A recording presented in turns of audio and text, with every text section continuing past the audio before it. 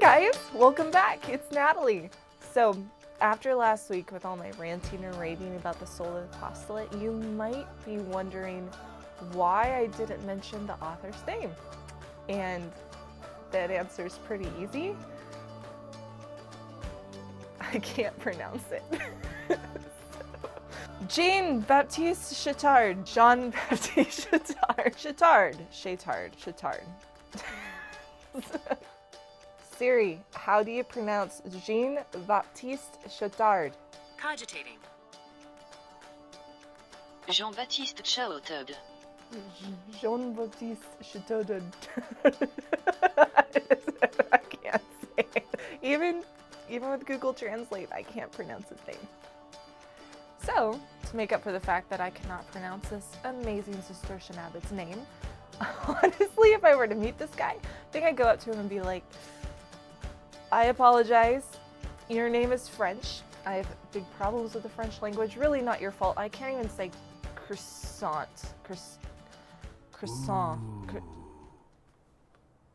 I can't even say the name of a piece of bread correctly. How about I call you Dom? Dom. Dom's for Abbott. That's Dom. I'll call you Dom. Is that Dom? My friend Dom. Early 1900s is when Dom's going to be writing this book. Now let's give you a little bit of context for what is going on when Dom starts writing these books to his brother priests.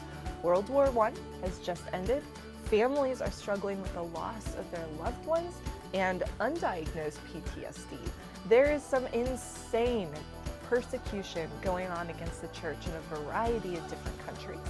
And you have these guys named Hitler and Stalin starting to pop up on the peripheries, and you've got social and political and cultural and religious, like everything starting to pop up, this giant mess and small crises that are going to lead to World War II. Again, Europe is just a little bit of a mess. Here is my hypothesis about all these priests and good-hearted people in Europe at that time. They see that there is crisis and they want to respond to it. So here are some of the things that these folks were doing.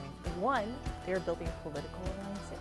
They were raising millions of dollars in order to build churches, social centers, orphanages, schools, hospitals. They were starting newspapers. They were writing out their little pamphlets and magazines. They were writing books. They were hosting conferences. They were hosting giant conventions where thousands of people would attend.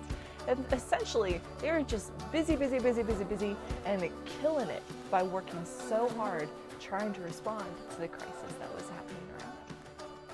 Now, my friend Dom is looking at all these busy priests, and he's not going to say that the things that they're doing are bad. Not at all. In fact, he himself is going to use quite a few of those tools himself in order to move his ministry forward. However, he does have a different bone to pick. And in order to demonstrate his point, he's going to use this fun little analogy. Boats! He's going to be talking about boats. About that when you're in ministry, you're the captain of this ministry boat. My boat is going to have multiple decks and a beautiful deck chairs. There's going to be chocolate. We're going to serve chocolate all over the place. And because this boat is beautiful and awesome, we are just going to be piling on the steam. Full steam ahead, and it's going so fast. And here's the fun thing too, all the passengers, who are the people that you're ministering to, are cheering you on. I'm sure if you're a man, they'd be like, the ladies would be giving you the eye.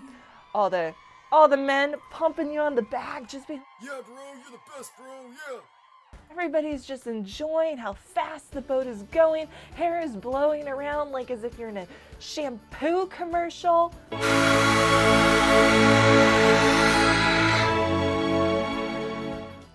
Sorry. Now here's the clincher. You, as captain of this boat, then turn to your navigator and say, dude, do you see this? Do you see how fast we're going? We're going so fast, so fast.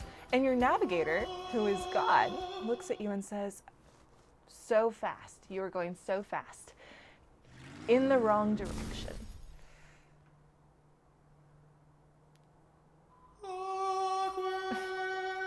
Now, this is what gets me about those busy European priests. They were so busy, they were so successful, they raised millions and millions of dollars. Again, things that weren't bad. In fact, these are good actions.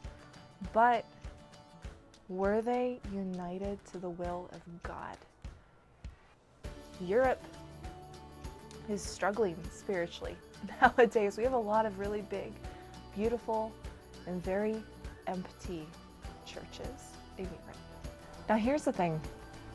I like being busy. One of the worst summers of my life was the summer when I had nothing to do. And honestly, one of the reasons I got into ministry is because I actually really care about what's going on in people's lives, what's going on in the culture, social justice, all these things that are going on. I want to get in there and help. And in an American culture that applauds being busy, that applauds being productive, again, things that are not bad, where I get into trouble, where I have gotten into trouble, is when I just keep getting more and more and more busy without going back to Jesus and saying, Lord, what is your plan for this ministry? Not my plan. What is your plan? This is something I'm going to say over and over and over again, mostly because I've learned the hard way. It's not your ministry. It's God's ministry. It's not my ministry. It's God's ministry. And if I'm too busy to pray, then I'm too busy. If you're too busy to pray, if you're too busy to go and talk to your boss about his plan for his ministry, then you're too busy. That's why I wanted to talk about this during Lent. Lent can be a painful process of discernment sometimes, that if you're too busy to pray, you're going to have to let something go. But going back to prayer, going back to God and saying, okay, again, what is your plan? And also, I just really want to preface, if you're too busy to pray, for me, that means that you probably care a lot about what you do. And that's beautiful. I think that's awesome that you have a big, beautiful, giant heart that just wants to go out and love and take care of people. That's fantastic. But again, going back to prayer, we gotta go back to prayer. That brings me to a question. How is your prayer life? You, yes, you, oh, busy lay minister, how is your relationship with God?